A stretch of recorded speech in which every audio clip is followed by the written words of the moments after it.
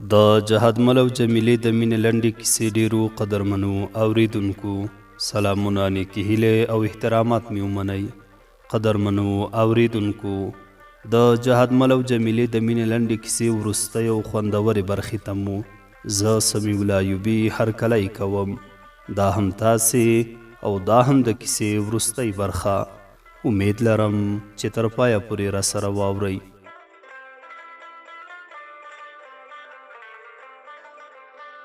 ما نور هیڅ ونه ویل، یوازې مې خدای پماني ورنه واخیسته.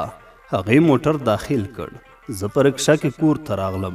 کله چې کور ته ورسېدم ټولې کورنۍ سره یو ځای مې ډوډۍ وخوړه چې د هر یو په سترګې کې د خوښۍ او ملګرتیا لمر ځلېده. دغه شپه د ارامۍ او کورنۍ تودوخې شپه وه.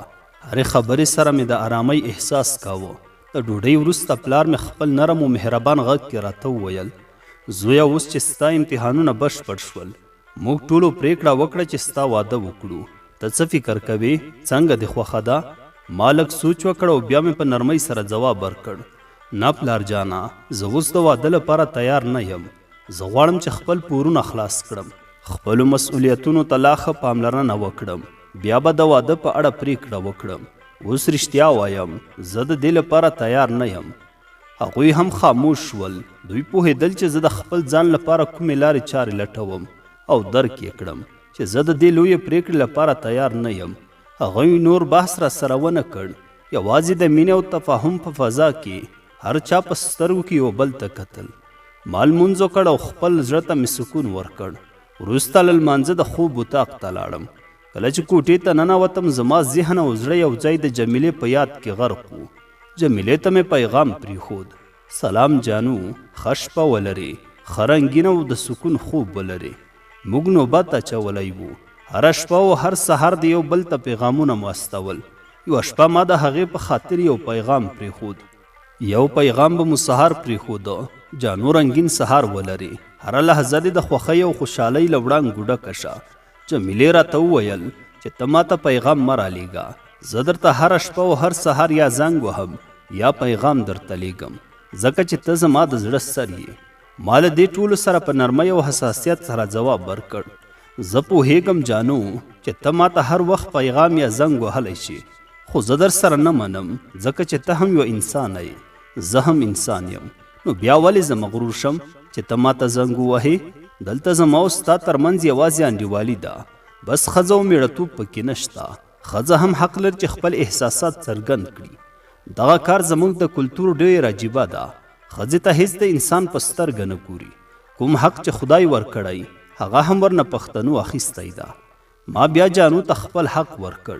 سهار وختي لکه هره ورځ خپل دفتر ته لاړم. هلته د منشي سره مې خبرې وکړې او حسابونه مې سره سم کړل. یو اندازه پیسې مې ترلاسه کړې. دې پیسو سره لږ ارامتیا احساس مې وکړ، خو لا هم یو بېسا بار زما په زړه کې پروت و. د پیسو اخیستو وروسته د خسر کور ته روان شوم.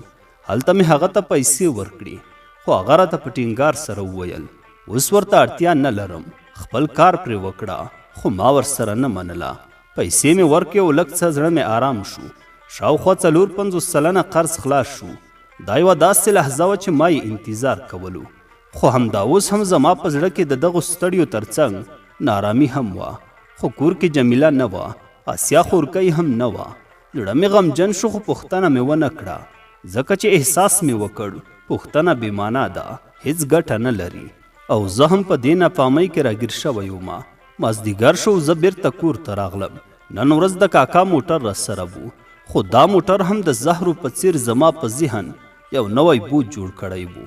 حسابي کارونه په دماغو باندې فشار راوړي او د دې له کبله مې ځان ناراحته احساس کولو. کور ته ورسېدم، د چای امر مې وکړ. شین چای مې په ناوخته کې وڅښلو، خو بیا هم د روح سکون مې نه درلود.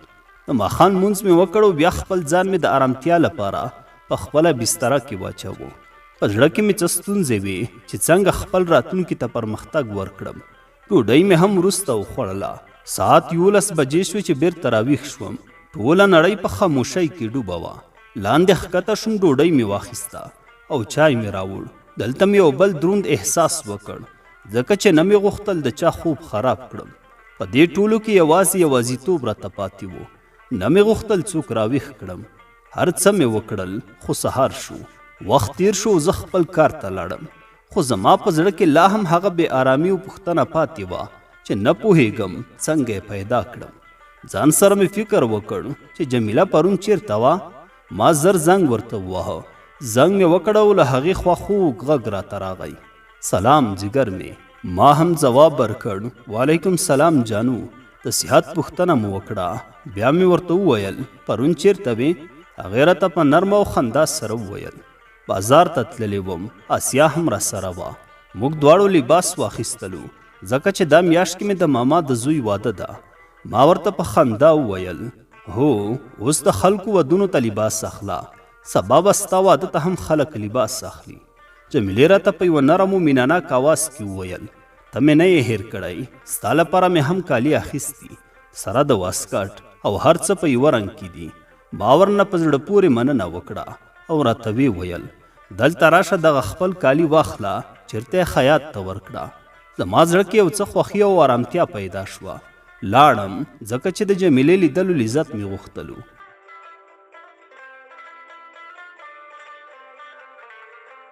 کله چې هلته ورسېدم یوازې جمیله په کور کې وه، نور هیڅ څوک نه وو. پوښتنه مې وکړه نور د کور غړي مو چیرته دي؟ هغې راته په یوه نرمه او ارامه غږ کې وویل ټول درونټې ته لاړل.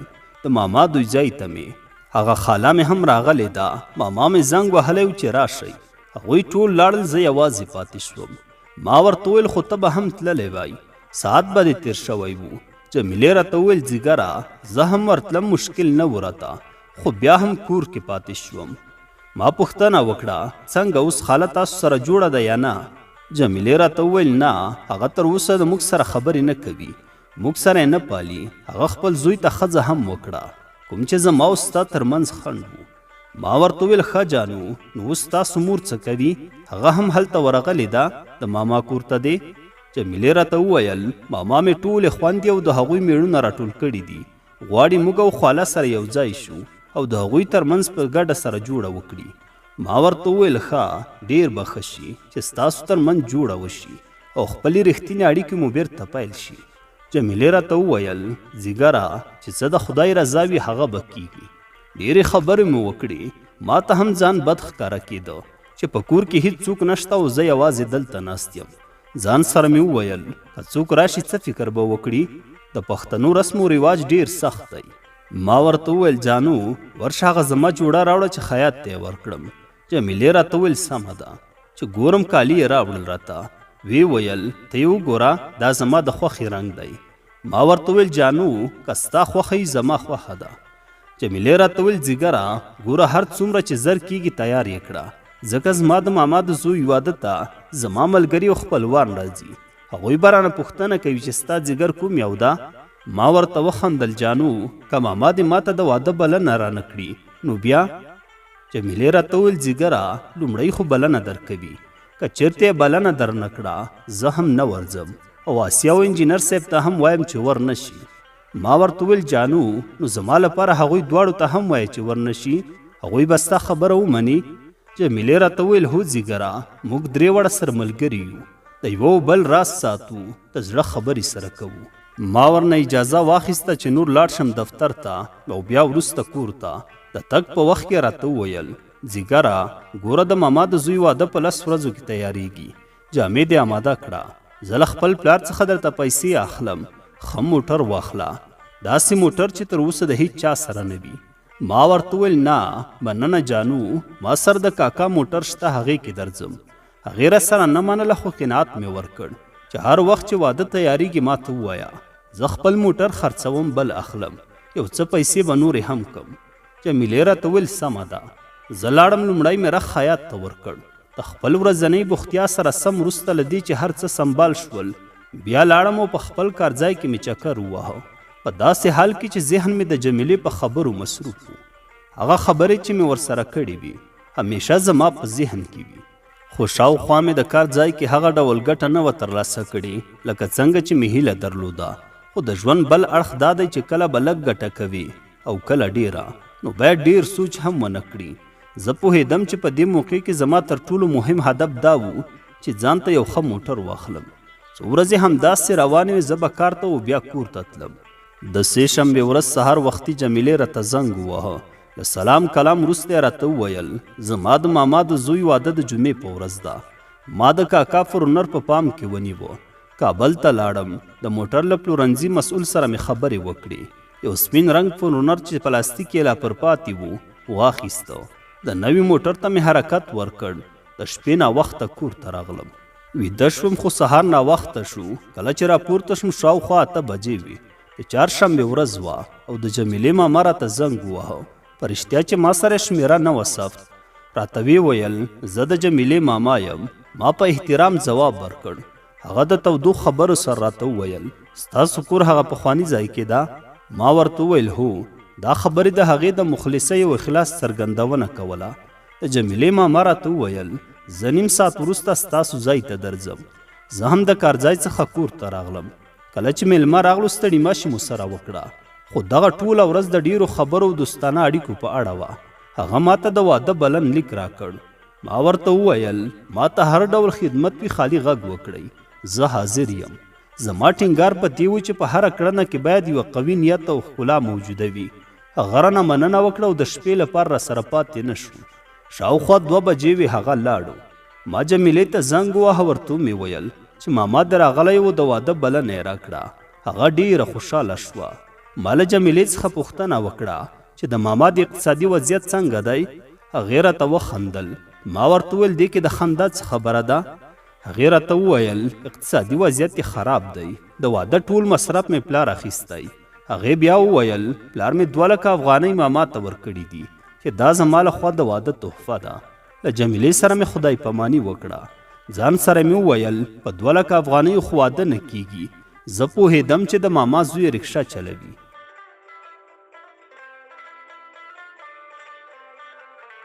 ما جمیلې ته بیا زنګ ووهه چې ورسره مشوره وکړم. له سلام او روغ جوړ څخه وروسته مستقیم خپلې خبرې ته راغلم. جانو زه در سره مشوره کوم. د ماما د زوی واده مصرف به یوه اندازه زه پرې کړم. ستا څنګه خوښه ده؟ هغه لږ غلی شوه. وروسته راته وویل ځیګره چې ستا خوښه وي د ما در سره خوښه ده. ما ورته وویل ماما سره د تماس ونیسه. که څه خوراکي توکي کم وي زه یې اخلم یا که نغد یې ورکړم. هغې هم ماما سره تماس ونیوه. له بل موبایل څخه ماته غږ راتلو. جمیلې ورته وویل ماما جهادمل دغسې وایي. هغه ورسره نه منله. جمیلې ورته وویل ماما زما لپاره یې ومنه. آخر هغه هم ومنله. د پنجشنبې ورځ مازدیګر ته نږدې کله چې د لمر وروستۍ وړانګې د اسمان پر هسکه پرده خپرېدې او هوا د نرمو بادونو د شپې د سړه هوا په نرمۍ سره لمده شوې وه، ناڅاپه جمیلې زنګ وواهه. د هغې غږ چې د انتظار او مهربانۍ پر بڼه ورېده زما په زړه کې یو ډول خوشحالي راوسته. سلام ځیګر مې څنګه یې؟ ما ورته وویل وعلیکم سلام جانو ته څنګه یې؟ هغې زر ځواب راکړ ځیګره د شپې لخوا ته هم د کورنۍ په محفل کې بلل شوی، ټوله کورنۍ دې در سره راوله. ما ورته وویل هو بلنه یې راغلې ده خو مور مې نه درځي، یوازې مې خورکۍ درولم. هغې بیا راته وویل موږ 20 دقیقې وروسته روانېږو. ما ورته وویل سمه ده جانو درځو. ما او خورکۍ مې هم حرکت وکړ. له خورکۍ سره یو ځای لاړم. واده تیر شو، هر څه خلاص شول او بیا زه هم خپل کور ته راغلم. د شپې د جمیلې د ماما زنګ راغی. هغه له ما څخه وپوښتل ولې تللی؟ ما ورته بهانه وکړه ماما لږ سردرد یم. وخت همداسې تېرېده. ما په خپل کار کې دومره ځان مصروف کړ چې د پوهنتون په رخصتي هم هیڅ پوه نه شوم. ما خپل ځان په پښو ودراوه. ټول قرضونه مې خلاص کړل او ژوند نور هم لا ښه شوی و. ما خپل کار ته دومره ځواک ورکړ چې هره ورځ به مې له پښتونخوا څخه مالونه راوړل. دلته مې کمه ګټه کوله خو مال ډیر وتلو. مشتریان مې هم ورځ تر بلې زیاتېدل. داسې وخت راغی چې پوهنتون ته لاړ شم. کله چې پوهنتون ته لاړم په هغه ورځ زما جانو نه ورغلی. داسې خاص درس هم نه و ځکه نور محصلین د نورو ولایتونو وو، هغه نه و راغلی. زه هم بیرته کور ته راوګرځېدم. جمیلې ته مې زنګ وواهه. د سلام او روغتیا پوښتنه مې وکړه. بیا مې ورته وویل پوهنتون خو شروع شو ولې نه وې راغلی؟ هغې راته وویل زه پوهېږم خاص درس به نه وي ځکه لومړۍ ورځ وه. ما ورته وویل هو همداسې و. ما او جمیلې به پوهنتون کې سره لیدل.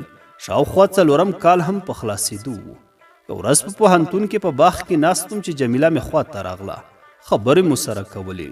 ما ډیر صبر وکړ. د واده خبره مې هیڅ نه کوله. یوازې هدف مې خپل کار او پوهنتون څخه فارغېدل و. دا هیله زما په زړه کې وه. جمیلې 1 میاشت وروسته امتحانونه دي. زه ورته شاوخوا 2 میاشتې وخت لرو. زه غواړم چې څنګه پوهنتون څخه د فراغت سند واخلم. سبا باید زما او ستا واده وي.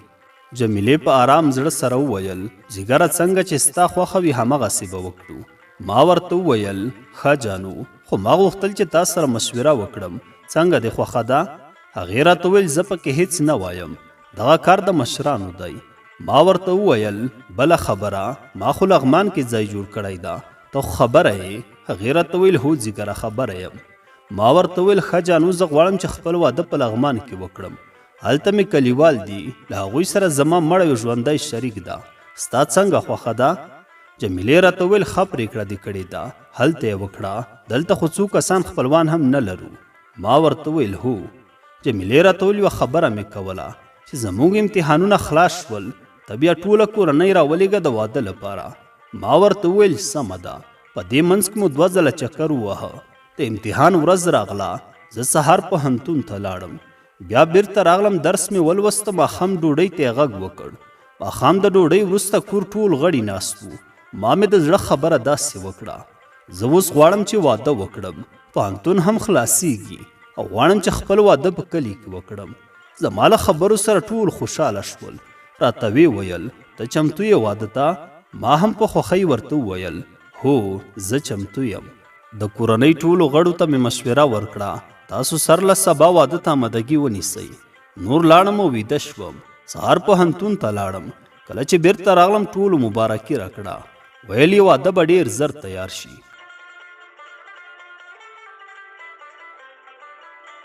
په دې خوشحالۍ کې امتحانونه هیڅ نه تېرېدل. ورځ به لکه کال را باندې تېرېدله.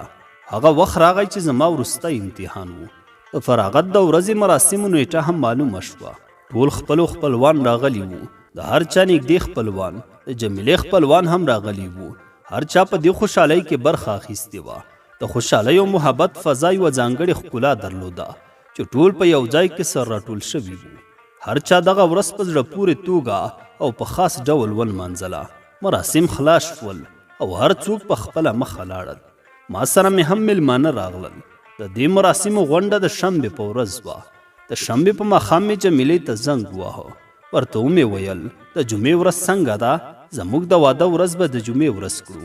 جمیلې په آرامه توګه ځواب راکړ ځیګره چې څنګه د مشرانو خوښه وي هغه به موږ هم کوو. راغلم کاکا ته مې وویل چې د جمیلې پلار ته زنګ ووهه. ورته ووایه راتلونکي جمعه به د واده ورځ وي. کاکا مې هم همداسې وکړل. هغه هم ورسره ومنله. زه بیرته لاړم او ویده شوم. موږ هم د دوشنبې په سهار مهترلام ته لاړو او بیا زموږ کلي ته ورسېدو. هلته زموږ خپلوان راغلل. د تره زامن یعنې ټول خپلوان راغلي وو. زموږ زړه آرام شو. موږ هم دغه ورځ له میلمنو سره تېره کړه. څه د خوښۍ او خوشحالۍ ډکه ورځ وه. د شپې مې جمیلې ته زنګ ووهه. خبرې مو وکړې. هره خبره یې زما د زړه په سر لګېدله. هره جمله کې یو خاص محبت و.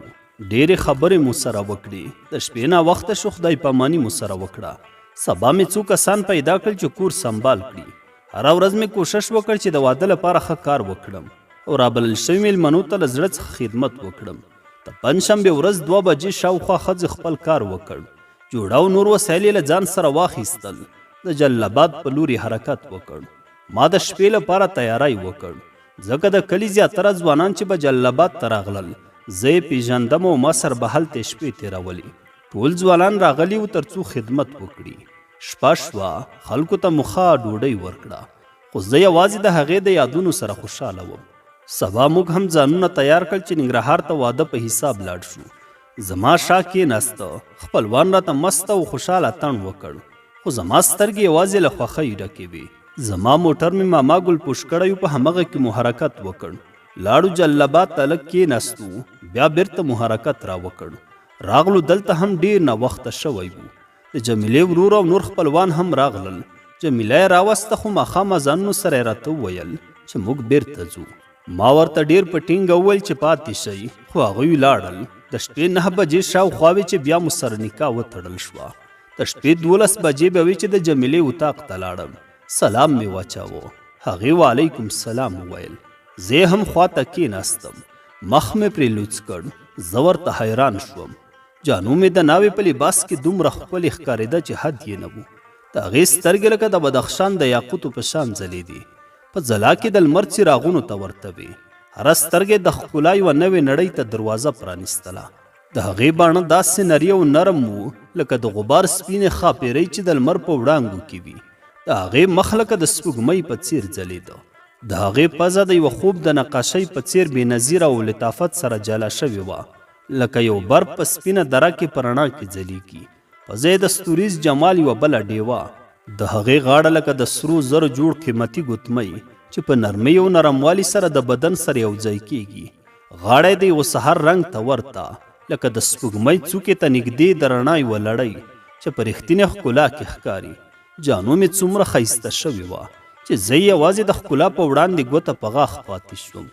جمیلې ته مې ښه راغلاست ووایه او د واده مبارکي مې ورکړه او د هغې لاس مې ونیوه.